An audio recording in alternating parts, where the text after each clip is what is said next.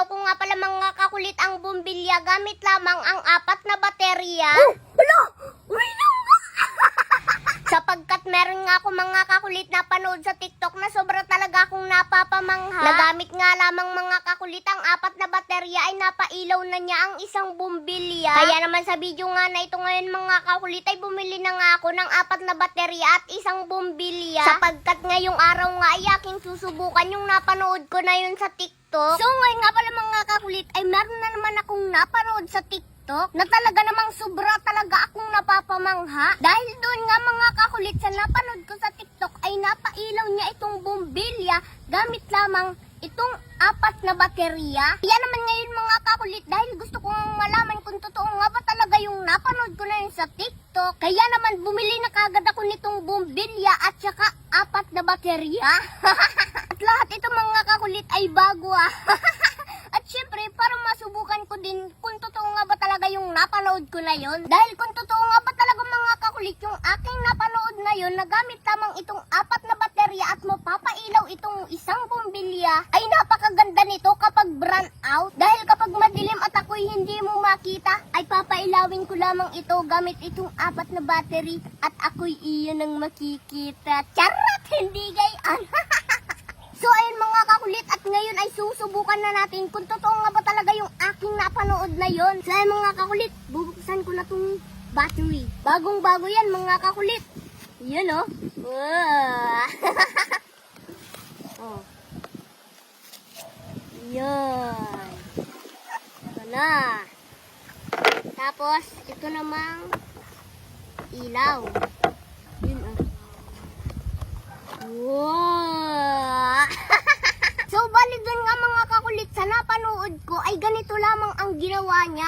Inilagay niya lamang itong 2 battery dito sa magkabilang side na parehas positive. Yan. Tapos, itong 2 naman ay inilagay niya dito sa huli. Yan. So, ngayon mga kakulit, kailangan andito siya sa gitna. Ayan. Kaya ngayon, kakalangan natin siya kasi dapat dito. Yan o. Yan. Kaso mga kakulit, mababa yung battery kaya hindi siya umaano dun sa gitna, sumasakto. So ngayon, kakalangan natin. Yan. Wait lang, kukuha lang ako. Yan. Yan. Ito dito sa kabila. Yan. O diba? Gitna na.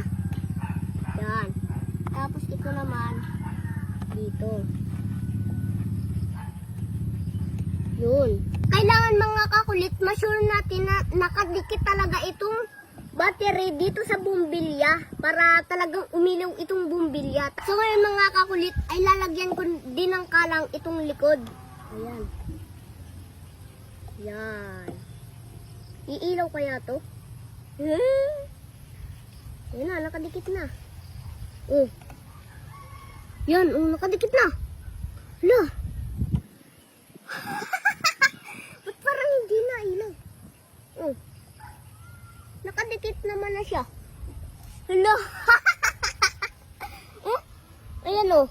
Sure natin baka yung iba hindi nakadikit. Yan. Ayan na, nakadikit na. Ba't ganun? Hindi pa rin na ilaw. Oh. Hello. Fake yata. Yun ah. Oh. Oh. So ngayon mga kakulit, dahil fake nga yung aking napanood na yon, dahil hindi nga siya napailaw nitong 4 na battery, akala ko pa naman iilaw So ngayon nga mga kakulit, ay gagawin ko na yung itinuro sa akin na yun ni Papa, na kapag itinubog ko daw itong bumbilya dito sa baso na may tubig, ay iilaw siya. Wow! So ngayon ay malalaman natin kung alin nga ba sa dalawa yung totoo, kung yung napanood ko or yung tinuro sa akin ni Papa. So ayun mga kakulit, itutubog ko na. Yeah! Sana umilaw na. Hello. Oh, 1, 2, 3. Oh, hello! Umilaw nga! Umilaw nga oh. Pag tinanggal siya, wala yung ilaw. Wala, ang galing. Oh, ayan oh, isa pa. Oh, ang galing. Effective nga mga kakulit yung itinuro sa akin ni Papa. Pero mga kakulit yung napanood ko. Fake pala, hindi pala totoo yun. Oh, ayan oh, nailaw siya. Oh, pero pag tinanggal siya sa tubig, oh, wow! Oh, isa pa. Oh. Wow! Kaakala nyo mga kakulit, edited ha? Ayan oh. Tatanggalin ko ulit itong ilaw. Oh. Oh, di ba? Oh, isa pa. Wow! Oh. Tatanggalin ko. Wow! Oh, isa pa. Wow! So ngayon mga kakulit ay nalaman ko na hindi pala totoo yung napanood ko na yun at ang totoo ay yung sinabi ni Papa. Ayan oh. Oh! Wow! So ayun mga kakulit at may nalaman nga ako dito sa bumbilya na ito. Dahil kahit saan ko siya ilagay ay umiilaw siya. Ayan oh. Lagay ko dito. Oh. Oh! Dito naman sa kilikili ko. Oh. Oh! Ang galing! Dito naman mga kakulit sa tainga. Wala. Ba't parang hindi na ilaw? Oh! Ang galing! Wala. So yun mga kakulit, nalaman ko na ito palang bulumbilya na ito ay totoo. Ayun oh. Kahit saan ko siya ilagay, umiilaw. Sa kilikili ko. Wow! Dito na sa liig ko. Oh! Uy! Tingnan nyo naman kung gaano kalaki ang napanalunan ko for the first time. 71,200 pesos. O di ba? For the first time, 71,200 agad na napanalunan ko. Kaya ano pang hinihintay nyo? Nasa comment section ang link, mag-download at mag-register na kayo. At sa bawat magre-register, screenshot nyo lang at isend nyo sa comment section kasama ang GCash number nyo at baka isa kayo sa mapipili ko. So ngayon, tuturuan ko naman kayo kung paano maglaro dito kay PH Pasay. So ayan, subukan natin maglaro dito sa Super Ace. Nagbebet lang ako dito na 500. Then, spin lang. Ayan, oh, 1.8. Uy, scatter. Okay. Uy, 4,000. 3,000. 1.5. Wow. Grabe.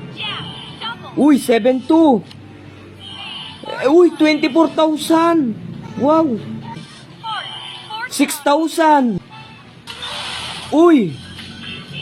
Tingnan nyo naman kung gaano kalaki ang napanalunan ko for the first time. 71,200 pesos. Ayan oh. Oh. Ayan.